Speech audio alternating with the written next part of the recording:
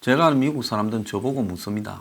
자, 이번에 국무국방부가 연속으로 고위 인사들이 방문한 부분에 대해서 어떻게 생각하느냐. 그래서 저는 그 사람들한테 이야기를 합니다. 트럼프가 북한과의 협상이 지금 이렇게 연계된 상황에서 지금 한계가 확실히 드러나고 있다. 즉 트럼프가 북한하고 협상이 없이 한국과의 지금 이 지소미아 문제나 방위비 인상이나 한미 동맹에 대한 입장을 이야기를 한다면 이것에 대해서 미국의 입장이 관철될 수 있겠지만은 트럼프가 다 세상이 다 아는 식으로 김정은과 지금 쇼를 진행시켜 가고 있는데, 그런데 이런 상황에서 어떻게 지금 뭐가 될 수 있겠냐. 그러니까 문 정권도 그거 다 읽고 저렇게 지소미아는 파기시켜버리겠다. 또 더 나아가서 방위비는 인상 못하겠다. 또 동맹으로서 지금 협조를 해달라는 부분에도 거리를 적당히 두겠다라고 이렇게 말하고 있는 겁니다. 거듭된 이 한미 갈등이 진행되어 오면서 이미 문 정권 측은 미국의 한국에 대한 압박에 대해서 과소평가를 내리고 있어요. 미국이 한국에 FTA를 파기를 해, 미국이 한국의 자동차의 고율 관세를 때려, 못한다. 주한미군을 전면 철수해. 전면 철수 못해. 일부 철수하겠지. 그건 돈 작게 줘도 되고. 그래서 우리가 일부 철수할 때 대비해서 5년간 협상하면 그대로 다 줘야 되니까 1년마다 협상하자고 한 거다. 그러면 북한도 좋아하고 중국도 좋아할걸? 일부 철수한다고 뭐 문제 있어? 훈련 안 내도 우리 아무 문제 없고 전략자산 안 와도 더 좋고. 그런데 해라. 지금 이렇게 가는 겁니다. 그래서 과거에 한국의 정권이 미군 떠나면 안 된다고 할 때와 가라고 하는 한국의 정권을 대상으로 미국이 지금 적응을 못하는 것 같아요. 그래서 미국은 될 일과 안 될 일을 지금 판단 미스하고 있다. 즉 한국에 대해서 지금 어떻게 해야 되느냐라는 부분에 대해 미국이 예를 들자면 지소미아 파기 부분을 일본 갖고 엮어서 오는데 이것이 한국의 반일 문제를 갖다가 지금 연결되어 있기 때문에 문 정권의 홍보로 한국에는 한 20%가 항상 많아요. 지소미아 파기를 찬성한다. 그러면 이 부분의 본질이 그냥 지소미아를 유지하라는 부분이 중요한 게 아니라 지금 이것이 왜 미국에서 이렇게 지소미아가 유지돼야 된다라고 주장하는가에 대해 좀 더 간단 명료하고 확신적인 발언이 미국에서 정리되어가 나와야 된다는 거죠. 자, 그것은 대통령 입으로 말을 할 필요가 있는데 쫄병들이 다 와서 우물거리면서 논리적으로도 미국이 이 문제에 대해서 말을 잘 못하는 부분이에요. 그리고 방위비 인상 같은 경우에는 미국 내부에서 대통령이 똘끼가 있어서 50억 불을 불렀다면 그게 아니다. 즉 한 20억 불을 불러가지고 한 17, 8억 불에서 타협이 되게 하는 것이 답이었는데 그걸 한국에 와서 트럼프가 시킨다고 50억 불을 그대로 이야기를 한다.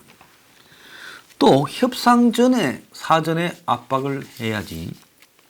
지금 미국이 한국에 와서 지난주에 국무부의 더하트 등 3명이 한 태도나 지지난주에 국무부에서 스틸웰, 더하트 등 3명이 와서 한 태도나 지난주에 에스퍼 등이 와서 한 태도를 보면 트럼프가 시키니까 와서 전달한다는 거지. 청와대 가서 문을 만나놓고 문이 그 앞에서 안 된다고 딱 잘라서 이야기를 하니까 거기에 대해 뭐라고 말도 못한다는 겁니다. 그리고 여기 한국의 대사관에서 해리스 대사가 이해운 무슨 정보위원장 등 여러 사람들을 불러가지고 이야기를 했다는데, 자, 그런 사람들 불러가 이야기한다고 아무 영향 없어요. 자, 그래서 이 미국 대사관부터도 제가 볼 때는 지금 한국 상황을 제대로 분석을 하지 못한다는 겁니다. 지난주에요. SCM 한미 연례 안보 협의회가 열려서 23개 합의를 했습니다. 근데 그 합의 내용에 보면 한미일 안보 협력이 중요하다고 공감했다. 3자 안보 협력을 지속한다. 다자간 안보 협력을 확대한다. 이렇게 언급하며 미국이 이미 지소미아 파기를 가정하고 한국이 주장하는 티사입니까? 이걸 고려하고 있는 거 아닌가 하는 내용을 넣어놓고 또 SMA도 그러니까 한미 방위비 분담도 조속 타결을 하는데 상호 동의 가능한 수준에서 결정한다고 이런 말이 들어가 있어요. 그 다음에 전작권 전환 충족이 진전되었다.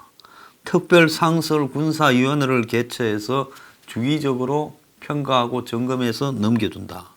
그리고 9.19 선언이 평화에 기여했다 등 하나마나말로 23개 조항을 합의했습니다. 지금 미국이 트럼프부터 전부가 한국에 와서 심각한 단계라고 압박하는 것과 실제로 SCM의 합의 내용을 보면 이거는 거의 한국이 원하는 대로 써준 거예요. 그럼 미국은 도대체 무슨 의미 때문에 지금 이런 식의 작업을 하고 있냐는 겁니다. 작업을 하려면 제대로 해야 되는 거예요. 오늘 내가 뉴스 브리핑에서 미국 정부에 규탄을 하는 겁니다. SCM이나 지소미아가 현안인 상황에서 SCM을 열었으면 거기에서 뭔가를 한국에 진짜 똑바로 교훈을 가르쳐 줘야 되겠죠. 자기들이 이게 한국이 틀렸다고 생각하면요. 한국민 다수와 언론 다수는 미국 국무부와 국방부의 압력이 아니 굉장히 셀 것처럼 해놓고는 그냥 쏙 지나가 버렸다고 평가하고 있습니다.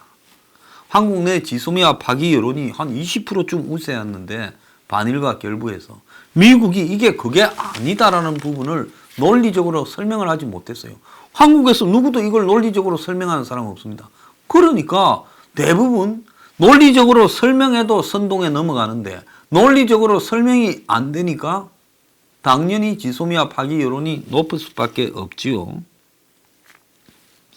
자, 에스퍼 방안에 대해서 결국 에스퍼가 청와대에 미팅을 한 결과 문이 할말한 대통령이라는 이미지만 굳혀주고 트럼프는 이 대북 대화 분위기 속에서 한국 정부를 압박하는 전략의 한계만을 노출했고요. 문은 미국의 국방부 간부들의 이 방문을 계기로 입지를 강화했다고 지금 생각하고 있을 거예요. 한국은 지소미아 파기에 동의하는 국민 여론이 환기됐고 지금 여권에서는 지소미아 압력이나 방위비 압력 가지고 관제 단체들 동원해서 데모 시키고 있잖아요. 지금 데모 매일 하지 않습니까? 자, 방위비 인상에 대해 한국 땅도 반대하도록 만들어가 국회가 여야 없이 그렇게 같이 반대한다라는 모양새를 만들어 줘 버렸습니다. 자, 이거는 미국의 무능이 완전히 노출됐고요.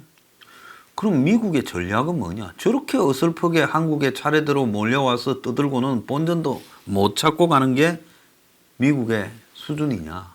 이 대사관은 도대체 뭐 하는 사람들이냐? 자, 지소미아 종료 이후에 백악관 차원에서 강한 압박이 나올 거라 하지만은 미국의 이런 압박이나 카드가 일관성 있게 나올지도 지금 의문이고요. 또 파기 이후의 전망으로 보면 지소미아 방위비 충돌을 문은 총선 동력으로 삼아서 총선 승리한 이후에 노골적인 반미 반일로 갈 가능성이 있고, 자, 미국은 이번에 이 압력 시도에서 동맹의 안 좋은 이미지를 한국에 심어준 효과를 낳아버렸습니다.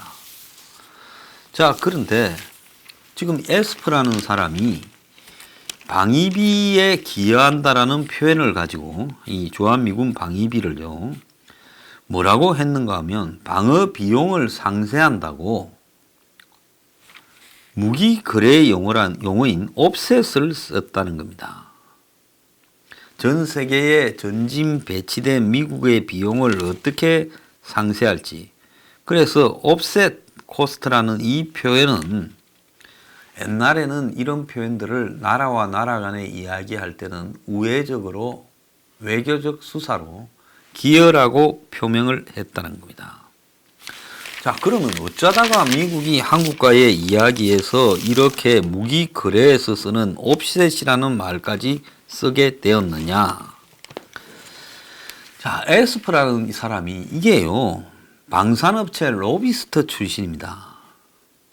이런 사람을 트럼프가 데려다가 깜도 안 되는 사람을 미국의 국방장관으로 앉혀놓으니까 이 사람이 동맹 간의 방위비를 거론을 하면서 방위비 분담금을 동맹에 대한 기여라고 이렇게 표현하는 게 아니라 컨트리뷰션이라고 보는 게 아니라 그야말로 옵셋 코스트라고 보는 겁니다. 비용을 상쇄시킨다. 자, 그래서 이번에 이런 에스퍼의 트럼프의 지시에 의한 장사꾼 기질이 발휘되어서 50억을 아니고 10억을 내면 너네들이 10억 불만큼만 주둔시켜 줄게.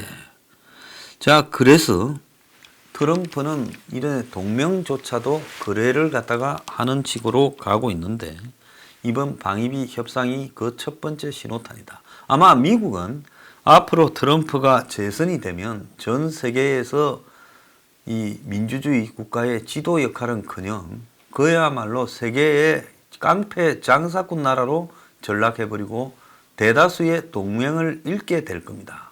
북한하고도 지금 거래의 기술로 대응을 하고 있어요. 트럼프는 한미훈련을 연기하고 10시간 뒤에 김정은이 곧 보자고 이야기를 했습니다. 자, 북한은 미국이 북한을 대해 적대 정책을 철회하기 전에는 비핵화 협상이 없을 거다고 김영철이부터 이달 들어 대미 성명을 8번을 발표했습니다. 연말 시한을 앞두고 계속 적대시 정책을 철회하라고 이야기를 하고 있어요. 자, 그런데 미국이 지금 이렇게 북한이 지금 하는 부분에 호응을 할지 의문인데 트럼프가 트위터에 올린 글을 보면 새로운 미북 순회 회담을 시사하는 의미로 해석될 수 있는 말을 했어요. 지난해부터 3번 만났지만은 별로 나아진 게 없는데 북한은 미국이 무슨 진전이 있는 듯이 냄새만 피우고 있는데 앞으로 이런 식으로는 응하지 않겠다는데 트럼프는 빨리 만나자고 이야기를 했습니다.